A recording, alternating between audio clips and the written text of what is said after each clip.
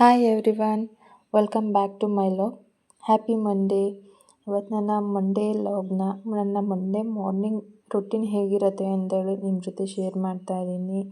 New week, new beginning. ಇವತ್ತು ನಮ್ಮ simple morning routine ನಿಮ್ಮ ಜೊತೆ ಶೇರ್ ಮಾಡ್ತಾ ಇದ್ದೀನಿ. Let start the day together.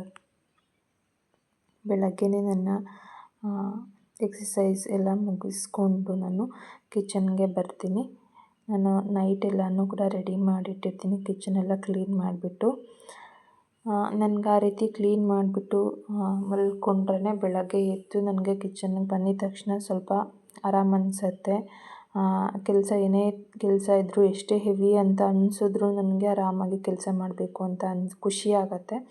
So ನಾನೆಲ್ಲನೂ ಕೂಡ ನೈಟೇ ರೆಡಿ ಮಾಡಿ ಬಿಟ್ಬಿಡ್ತೀನಿ. ಪಾತ್ರೆ ಎಲ್ಲ ತೊಳ್ದು ಇಟ್ಟಿರ್ತೀನಿ. ಬೆಳಗ್ಗೆ ಎದ್ದು ಪಾತ್ರೆ ಎಲ್ಲ ಜೋಡಿಸ್ಕೊಂಡು ಆನಂತರ ನಾನು ಎಲ್ಲ ತಿಂಡಿ ಎಲ್ಲ ಮಾಡಲಿಕ್ಕೆ ರೆಡಿ ಮಾಡ್ಕೊಳ್ತೀನಿ. ಸೊ ಇವತ್ತು ಬ್ರೇಕ್ಫಾಸ್ಟ್ ಬಂದು ಮಸಾಲ ಇಡ್ಲಿನ ಮಾಡ್ತಾಯಿದ್ದೀನಿ. ಮಸಾಲ ಇಡ್ಲಿ ಅಂತಂದರೆ ನನ್ನ ಮಗಳು ಸಪ್ರೇಟಾಗಿ ಪಲ್ಯ ಅಥವಾ ಗ್ರೇವಿ ಏನೇ ಮಾಡಿದ್ರೂ ಕೂಡ ತಿನ್ನೋದಿಲ್ಲ. ಅದಕ್ಕೋಸ್ಕರ ಪಲ್ಯ ಮಾಡಿಬಿಟ್ಟು ಅದನ್ನು ಇಡ್ಲಿದಲ್ಲಿ ಸ್ಟಫಿಂಗ್ ಮಾಡಿಬಿಟ್ಟು ಮಾಡಿ ಕೊಡ್ತಿದ್ದೀನಿ. ಸೊ ಅವ್ರಿಗೊಂಥರ ಡಿಫ್ರೆಂಟಾಗಿರುತ್ತೆ, ಹಾಗೆ ತಿನ್ಕೊಬಿಡ್ತಾರೆ ಚೆನ್ನಾಗಿರುತ್ತೆ ಅಂತ ಹೇಳಿ. ಇಲ್ಲ ಸಪ್ರೇಟಾಗಿ ನಾವು ಗ್ರೇವಿ ಅಥವಾ ಚಟ್ನಿ ಏನೇ ಮಾಡಿದ್ರೂ ಕೂಡ ಅದು ಹಾಗೆ ಇರುತ್ತೆ, ಬರೀ ಇಡ್ಲಿ ಮಾತ್ರ ಖಾಲಿಯಾಗಿರುತ್ತೆ. ಸೊ ಅದಕ್ಕೋಸ್ಕರ ನಾನು ಈ ರೀತಿಯಾಗಿ ಒಂದೊಂದು ಸಾರಿ ಈ ರೀತಿ ಮಾಡಿ ಕೊಡ್ತೀನಿ, ಕೆಲವೊಂದು ಸರಿ ಹಾಗೆ ಮಾಡಿ ಕೊಡ್ತೀನಿ. ಯಾಕೆಂದರೆ ಒಂದೊಂದು ಸರಿ ಚೇಂಜ್ ಇರಬೇಕು ಅವ್ರಿಗೂ ಕೂಡ. ಒಂದೇ ಥರ ಯಾವಾಗ್ಲೂ ಮಾಡಿಕೊಟ್ರೆ ಅವರಿಗೆ ಬೋರ್ ಆಗಿಬಿಡುತ್ತೆ. ತಿಂಡಿ ತಿನ್ನಬೇಕು ಅಂತ ಅನಿಸೋದೇ ಇಲ್ಲ ಅವರಿಗೆ. ಸೊ ಹಾಗಾಗಿ ನಾನು ಈ ರೀತಿ ಯಾವಾಗಲೂ ಡಿಫ್ರೆಂಟಾಗಿ ಟ್ರೈ ಮಾಡ್ತಾಯಿರ್ತೀನಿ. ಸೊ ನೀವು ಕೂಡ ಟ್ರೈ ಮಾಡಿ. ನಿಮ್ಮ ಮನೇಲಿ ಮಕ್ಕಳು ತರಕಾರಿ ಏನು ಕೂಡ ತಿನ್ನೋದಿಲ್ಲ ಅಂತ ಹೇಳಿದ್ರೆ ನೀವು ಕೂಡ ಈ ರೀತಿ ಒಮ್ಮೆ ಟ್ರೈ ಮಾಡಿ, ತುಂಬಾ ಚೆನ್ನಾಗಿರುತ್ತೆ. ಸೊ ನಾನಿಲ್ಲಿ ಯೂಸ್ ಮಾಡಿರೋವಂಥ ಚಾಪರ್ ಬಂದು ಅಗಾರೋ ಅವ್ರದ್ದು, ತುಂಬಾ ಚೆನ್ನಾಗಿದೆ ಕ್ವಾಲಿಟಿ ಅಂತೂ. ನಾನು ತುಂಬ ದಿನದಿಂದ ಯೂಸ್ ಮಾಡ್ತಾಯಿದ್ದೀನಿ. ಸೊ ನಿಮಗೂ ಕೂಡ ಲಿಂಕ್ ಬೇಕು ಅಂದರೆ ಲಿಂಕ್ ಅಂತ ಹೇಳಿ ಕಮೆಂಟ್ ಮಾಡಿ, ನಿಮಗೆ ಲಿಂಕ್ ಬರುತ್ತೆ. ಡಿಸ್ಕ್ರಿಪ್ಷನಲ್ಲಿ ಕೂಡ ನಾನು ಲಿಂಕ್ನ ಕೊಟ್ಟಿರ್ತೀನಿ, ನೀವು ಬೇಕಿದ್ರೆ ಅಲ್ಲಿ ಕೂಡ ಚೆಕ್ ಮಾಡ್ಬೋದು. ಸೊ ಹಾಗೆ ನನ್ನ ಜೊತೆ ಕೂಡ ನನ್ನ ಮಗಳು ಎದ್ದಿರ್ತಾಳೆ, ಅವಳು ಕೂಡ ಓದ್ಕೊತಾ ಇರ್ತಾಳೆ. ಆದಷ್ಟು ಬೆಳಗ್ಗೆ ಹೊತ್ತು ಬೇಗ ಎದ್ದು ಓದ್ಕೊಂಡ್ರೆ ಓದಿದ್ದೆಲ್ಲ ಕೂಡ ಮಕ್ಕಳಿಗೆ ನೆನಪಲ್ಲಿ ಉಳಿಯುತ್ತೆ. ಸೊ ಹಂಗಾಗಿ ಅವಳು ಕೂಡ ಎದ್ಬಿಟ್ಟು ಓದ್ಕೊತಿರ್ತಾಳೆ. ಏನಾದರೂ ಡೌಟ್ಸ್ ಇತ್ತು ಅಂದರೆ ಕೇಳಿಬಿಟ್ಟು ಕ್ಲಿಯರ್ ಮಾಡ್ಕೊತಾ ಇರ್ತಾಳೆ.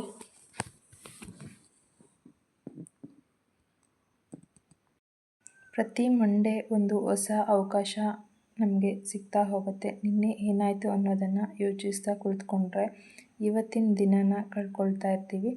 ಸೊ ಲೈಫ್ ಪರ್ಫೆಕ್ಟ್ ಆಗಿ ಇರಬೇಕು ಅಂತ ಏನಿಲ್ಲ, ಆದರೆ ನಮ್ಮ ಎಫರ್ಟ್ ಜೆನ್ಯೂನ್ ಆಗಿ ಇರಬೇಕು. ಸಣ್ಣ ಸಣ್ಣ ಕೆಲಸಗಳಿಗೂ ವ್ಯಾಲ್ಯೂ ಇದೆ. ಮನೆ ನೋಡ್ಕೊಳ್ಳೋದು, ಫ್ಯಾಮಿಲಿನ ಕೇರ್ ಮಾಡೋದು, ನಮ್ಮ ಜವಾಬ್ದಾರಿಗಳನ್ನ ನಗ್ತಾ ನಿಭಾಯಿಸೋದು, ಇದೆಲ್ಲನೂ ಕೂಡ ಸಕ್ಸಸ್ನ ಒಂದು ಭಾಗ ಆಗಿರುತ್ತೆ. ಯಾರ ಜೊತೆನೂ ಕೂಡ ಕಂಪೇರ್ ಮಾಡ್ಕೊಳ್ಬೇಡಿ. ನಿಮ್ಮ ಜರ್ನಿ, ನಿಮ್ಮ ಸ್ಪೀಡ್, ನಿಮ್ಮ ಡ್ರೀಮ್ಸ್ ಎಲ್ಲನೂ ಕೂಡ ಯುನಿಕ್ ಆಗಿರುತ್ತೆ. ಇವತ್ತು ಒಂದು ಸ್ಮಾಲ್ ಸ್ಟೆಪ್ ಆದರೂ ಮುಂದೆ ಇಡಿ. ಕನ್ಸಿಸ್ಟೆನ್ಸಿ ಯಾವಾಗಲೂ ಪರ್ಫೆಕ್ಷನ್ಗಿಂತ powerful. Believe in yourself, stay positive, work hard and never give up. ಯಾಕಂದರೆ ಒಂದಿನ ನೀವು ಇವತ್ತು ಮಾಡಿದ ಸಣ್ಣ ಪ್ರಯತ್ನಗಳೇ ನಿಮ್ಮ ದೊಡ್ಡ ಸಾಧನೆಯ ಕಾರಣ ಆಗಿರುತ್ತೆ. ನಾನಿಲ್ಲಿ ಮೊದಲಿಗೆ ಇಡ್ಲಿ ಬ್ಯಾಟರ್ನ ಪ್ಲೇಟ್ಗೆ ಸ್ವಲ್ಪನೇ ಹಾಕಿಬಿಟ್ಟು ಆನಂತರ ಅದರಲ್ಲಿ ನಾನು ಮಾಡಿ ಇಟ್ಕೊಂಡಿರೋವಂಥ ಪಲ್ಯ ಏನಿರುತ್ತೆ ಅದನ್ನು 1 ಸ್ಪೂನ್ ಅಷ್ಟು ಇಟ್ಕೊಂಡು ಅದರ ಮೇಲೆ ಮತ್ತೆ ಇಡ್ಲಿ ಬ್ಯಾಟರ್ನ ಹಾಕ್ಕೊತಾ ಇದ್ದೀನಿ. ಆವಾಗ ಅದು ಸ್ಟಫ್ ಇಡ್ಲಿ ಥರ ತುಂಬಾ ಚೆನ್ನಾಗಿ ಬರುತ್ತೆ. ಟೇಸ್ಟ್ ಕೂಡ ತುಂಬಾ ಚೆನ್ನಾಗಿರುತ್ತೆ. ಮಕ್ಕಳಿಗೆ ಗೊತ್ತೇ ಆಗೋದಿಲ್ಲ ಇದರಲ್ಲಿ ಈ ಥರ ಎಲ್ಲ ಹಾಕ್ಬಿಟ್ಟು ಮಾಡಿದ್ದೀವಿ ಅಂತ ಹೇಳಿ. ಅವ್ರಿಗೂ ಒಂದು ಕ್ಯೂರಿಯಾಸಿಟಿ ಇರುತ್ತೆ.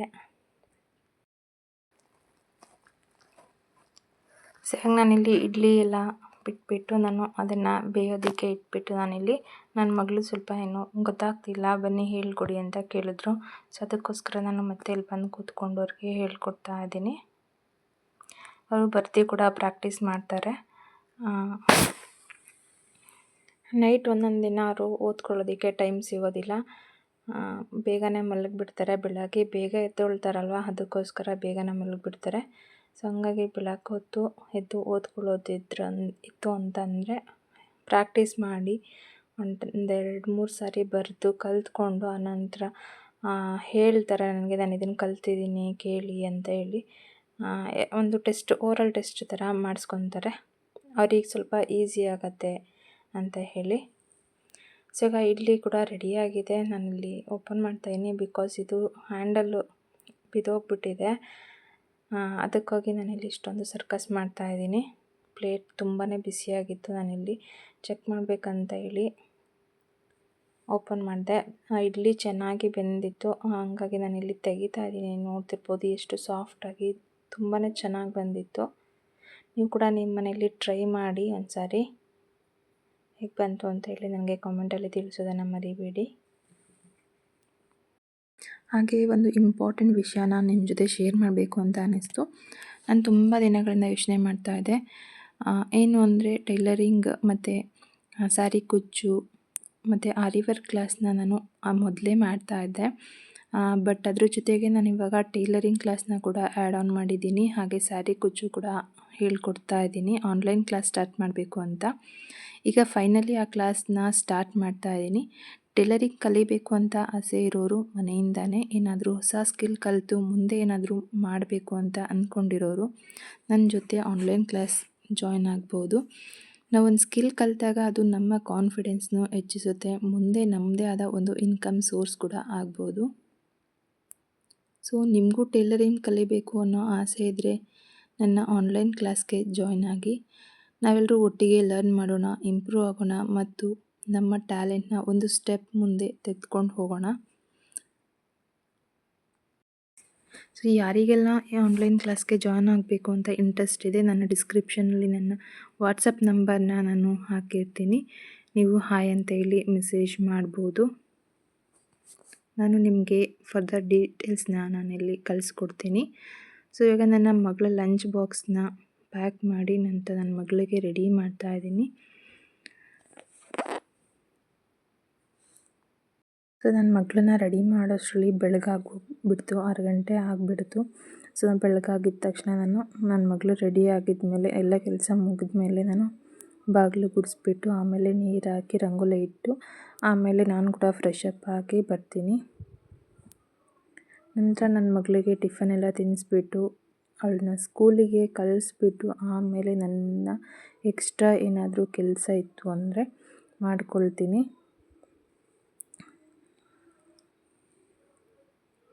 ಸೊ ವೆದರ್ ಕೂಡ ಹಾಗೆ ಇದೆ. ಇವಾಗಂತೂ ಮಳೆ ಸೋನೆ ಬರ್ತಾನೆ ಇರತ್ತೆ ಎನಿ ಟೈಮು, ಬೆಳಗ್ಗೆಯಿಂದ ಸಂಜೆ ತನಕ.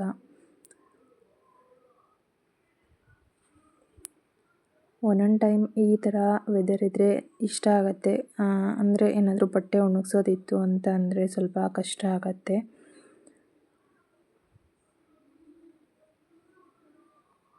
ಯಾವಾಗ ಮಳೆ ಬರುತ್ತೆ, ಯಾವಾಗ ಬಿಸಿಲು ಬರುತ್ತೆ ಏನೂ ಕೂಡ ಗೊತ್ತೇ ಆಗೋದಿಲ್ಲ.